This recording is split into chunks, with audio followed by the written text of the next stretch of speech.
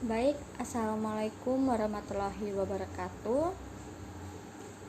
Selamat pagi adik-adik. Kurang semangat. Selamat pagi adik-adik. Ya, luar biasa. Apa kabar hari ini? Ya, jadi kalau ibu tanyakan kabar kalian, apa kabar hari ini? Kalian jawabnya, alhamdulillah, luar biasa, tetap semangat. Yes, yes, oke. Bisa? Oke, kita ulang lagi ya. Apa kabar adik-adik? Ya, bagus sekali, tepuk tangan untuk kita semua. Nah, adik-adik, sebelumnya ibu akan perkenalkan nama ibu. Nama ibu Opita Ida Maningtyas, biasa dipanggil Ibu Ida. Ibu sebagai mahasiswa PPL yang ditempatkan di sekolah kalian, yaitu di SDN 27 Kota Selatan. Nah, adik-adik, siap untuk belajar hari ini? Ya, semangat? Ya, bagus sekali. Jadi kita harus semangat belajar ya. Nah, sebelum kita masuk pada pembelajaran, alangkah baiknya kita berdoa ya. Nah, berdoa ibu akan pimpin. Kita berdoa menurut agama dan keyakinan kita masing-masing. Berdoa dimulai. Amin. Doa selesai. Nah, adik-adik, ada yang tahu hari ini kita akan belajar subtema berapa? Iya, kita akan belajar tema 3, subtema 3, pembelajaran 1 ya. Nah, adik-adik, ada buku siswa semua? Nah, kalau ada, coba kalian buka buku kalian pada halaman 113. Oke, sudah ada yang menemukan? Nah, adik-adik, hari ini kita akan mempelajari toko-toko dunia dengan penemuannya. Nah, sebelumnya pasti kita sudah pernah mendengar tentang Pak Habibie. Di sini ada yang belum pernah mendengar tentang Pak Habibie? Iya, pastinya sudah pernah dengar ya. Nah, sekarang coba kalian lihat di situ ada teks cerita tentang Pak Habibie. Nah, disiplin dan kerja keras awal dari sebuah inovasi yang cemerlang. Ada yang bisa membacakan? Ayo, bacakan untuk teman-teman. Yang lain diam ya. Yang lain dengarkan teman kita mau membacakan teks cerita. Iya, tepuk tangan untuk teman kita yang sudah membacakan. Ya, bagus sekali ya. Nah, jadi pada teks cerita tersebut, Profesor Dr. Ing Bahrudin Yusuf Habibie adalah Presiden ketiga Republik Indonesia yang menjadi kebanggaan bangsa Indonesia. Nah, beliau lahir di Parepare, Sulawesi Selatan tanggal 25 Juni 1936. Nah, kemudian di situ ada masa kecil Pak Habibie, di mana sikap hidup disiplin dan kerja keras telah ditunjukkan Habibie itu pada sejak anak-anak ya. Ia memiliki semangat tinggi pada ilmu pengetahuan dan teknologinya. Nah, kemudian perjuangan keras di perantauan. Ia setelah selepas SMA, beliau masuk di ITB, Institut Teknologi Bandung.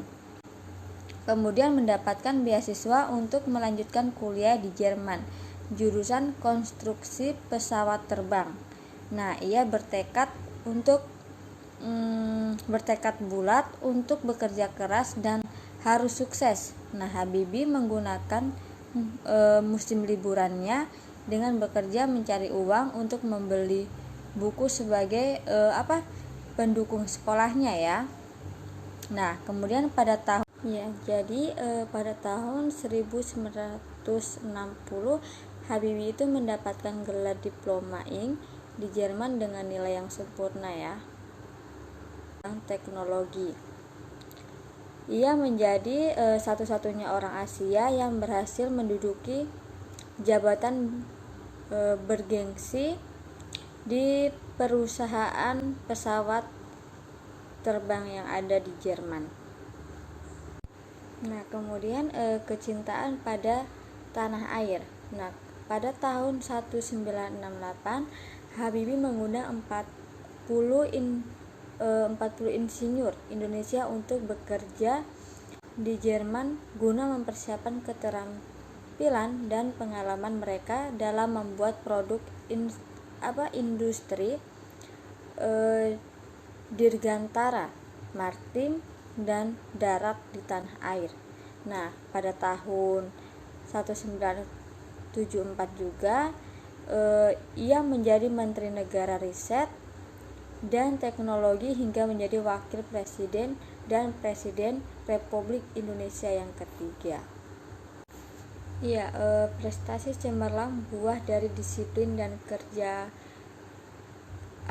kerasnya.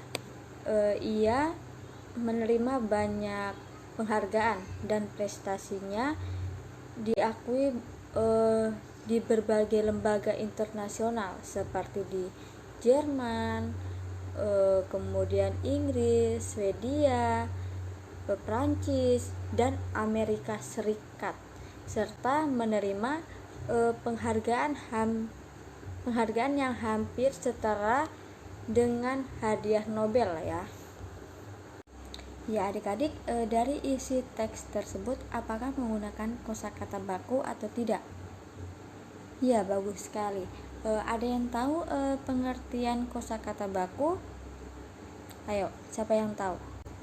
Ya, bagus sekali. Jadi kosakata baku adalah kosakata yang penulisannya telah sesuai dengan pedoman umum ejaan bahasa Indonesia atau PUEBI ya. Nah, sebaliknya kosakata non baku adalah kosakata yang penulisannya tidak sesuai dengan pedoman umum ejaan bahasa Indonesia atau PUEBI. Nah, sekarang Ibu ingin bertanya ke kalian, ada yang tahu ciri-ciri kata baku? Ya, bagus sekali. Jadi, ciri-ciri kata baku itu tidak dipengaruhi bahasa asing, kemudian tidak dipengaruhi oleh bahasa daerah, dan bukan bahasa percakapan. Nah, kemudian ada yang tahu pengertian kata tidak baku apa? Iya, bagus. Nah, ciri-cirinya apa? Salah satunya ciri-ciri kata tidak baku? Ya, umumnya digunakan dalam bahasa sehari-hari ya. Kemudian dipengaruhi bahasa daerah dan bahasa asing. Bagus sekali.